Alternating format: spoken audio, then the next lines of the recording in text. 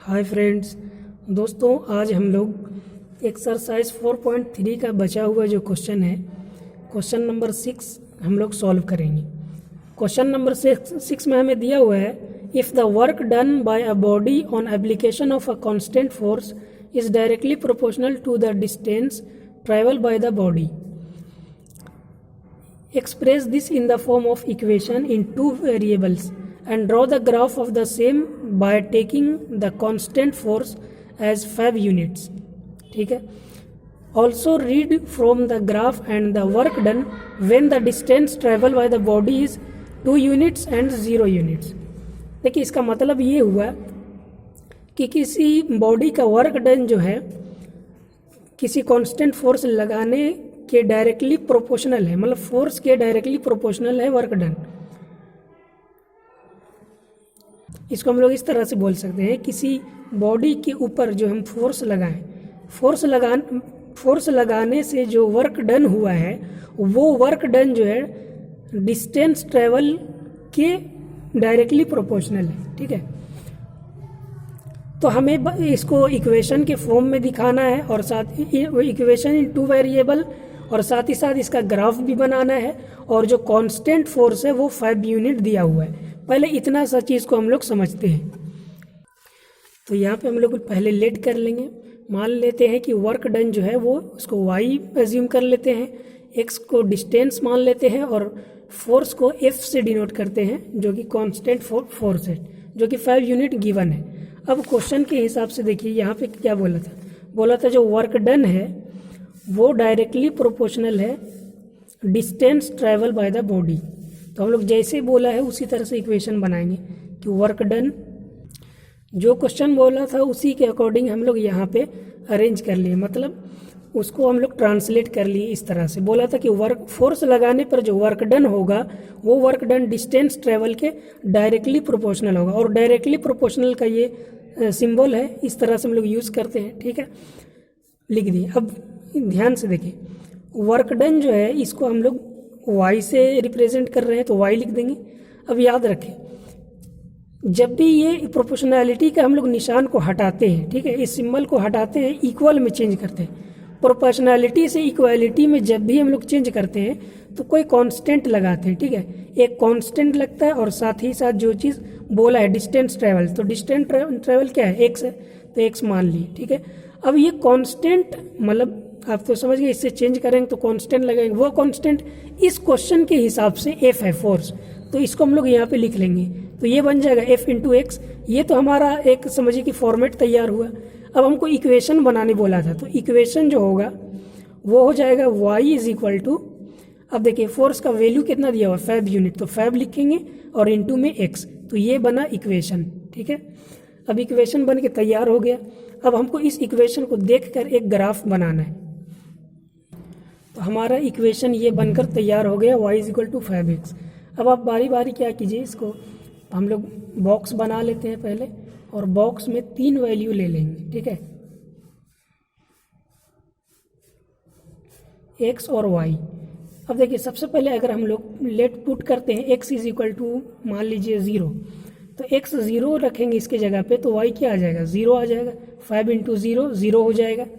अब x put करते हैं, put x is equal to 1, तो x 1 लेंगे तो y क्या आ जाएगा, 5 इंटू 1, x के जगह पर 1 रखेंगे तो 5 ही आ जाएगा। अब सपोज कीजिए पुट करते हैं x इज इक्वल टू 2, तो y आ जाएगा 5 इंटू 2 यानी कि 10 आ जाएगा। ठीक है, तो यह सब ध्यान दें, पहले हम लोग 0 रखें तो ये वैल्यू मिला, पहला, दूसरा 1 रखें तो y का वैल्यू ये मिला, 2 रखें तो y का वैल्यू ये मिला। अब हम लोग यहाँ पे इसको रख लेते हैं, जब x 0 रखें तो y 0 मिला, x को 1 रखें तो y 5 मिला, x को 2 रखें तो y 10 मिला। अब यहाँ से हम लोग ग्राफ में प्लॉट कर लेते हैं, जैसे दिया हुआ x 0 और y 0, तो 0,0 यही होगा ओरिजिन, 0,0, x 1 तो y 5, x का 1 यानी x एक्सिस में 1 चलेंगे और y का 5, मतलब ऊपर चलेंगे 5 यूनिट, तो ये हो जाएगा 1,5। दूसरा में बोला x 2 तो y 10, x एक्सिस में 2 और y में 10, तो ये 10 मेरा यहाँ मिलेगा, तो ये हो जाएगा x 2 और y 10। अब इसको आप क्या कीजिए, इसको हम लोग प्लॉट कर लेते हैं। अब इस ग्राफ को हम लोग प्लॉट कर लेते हैं, इसको ज्वाइन कर दे तीनों पॉइंट को इस तरह से।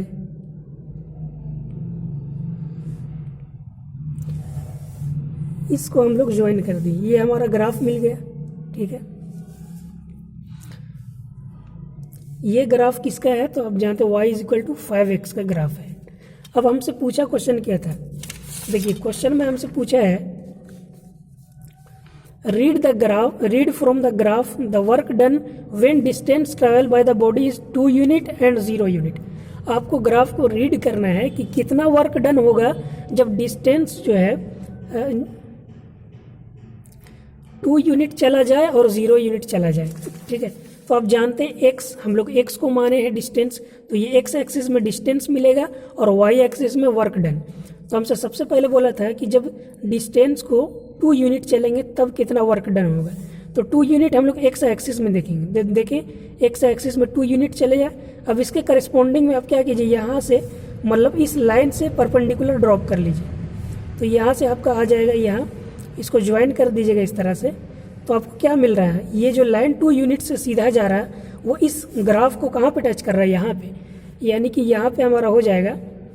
आंसर में हम लोग लिखेंगे when distance travel 2 unit then work done कितना होगा 10 यूनिट। ठीक है, आप देख सकते हैं। दूसरा बोला था, दूसरा ये फर्स्ट पार्ट हुआ। दूसरा पार्ट में हमसे बोला है कि जब वर्क डन मतलब डिस्टेंस 0 यूनिट चलते हैं तब क्या होगा। तो आप जानते हैं, देखिए x जो है x एक्सिस मेरा डिस्टेंस बता रहा है और y एक्सिस वर्क डन इसके करस्पॉन्डिंग में। तो x एक्सिस में मतलब डिस्टेंस 0 चलने का मतलब क्या हुआ, ये ओरिजिन में 0 के पास हमें रीड करना है। तो 0 के पास आप देखेंगे तो ये जो लाइन क्रॉस कर रहा है 0,0 मतलब x एक्सिस का 0 और y एक्सिस का भी 0 ही होगा, क्योंकि इस लाइन में दोनों एक ही जगह पे लाई कर रहा है इस लाइन में। तो हमारा आंसर हो जाएगा व्हेन, इसका मतलब ये हुआ कि जब डिस्टेंस ट्रेवल मेरा 0 यूनिट होगा तो वर्क डन भी 0 ही हो जाएगा, क्योंकि दोनों एक ही लाइन में लाई कर रहा है। अब इससे ये अंदाज़ा लगा सकते हैं कि y हमको क्या बता रहा था, वर्क डन। अब x क्या है, डिस्टेंस जब 0 चलेंगे तो 0 5 जाए तो 0 ही हो जाएगा। ये इक्वेशन से भी आप पता कर सकते हैं, चाहे फोर्स 5 यूनिट लग रहा हो, चाहे 5 न्यूटन हो, 50 न्यूटन हो, डिस्टेंस 0 चले तो वर्क डन भी 0 होगा। ठीक है, तो ये हमारा हो गया आंसर। तो उम्मीद है आपको समझ में आ चुका होगा। तो वीडियो अच्छा लगे तो ज़रूर लाइक करें और चैनल को सब्सक्राइब करना ना भूलें। Thanks for watching.